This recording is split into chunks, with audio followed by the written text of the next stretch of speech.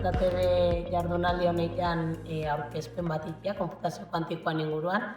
konkretoki adimen artifizialian, aplikauta. Eta, niretako aberasgarria da beti olako saioetan parte hartzea, gehien bat interakzio hori ez, eukiteiatik, publiko ezberdinakin, kasu honetan ikasle batzuk izan dira, uste dut importante dela eurako bai ikustia zetan ikendun lan munduan gabiltzenok ez, eta batez be teknologia mundu honetan, eta baita investigazioko arlo honetan, orduan ni oso guztu dago naiz. Nietako plazera bat izan da, ZTB-en parte hartzia,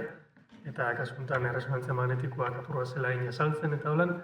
eta bereziki plazera bat da, Baiaran, Bergaran bertan itxia olako jardunaldi bat, ikasleekin kontaktua eukitzia, eta eukitzia kontaktuan inguruen daukoen beste ikerlari batzukin, ikusteko zer da bien pasetan, zetan itxen dugu lana, ikerlari xok, eta zer da bien inguruen pasetan.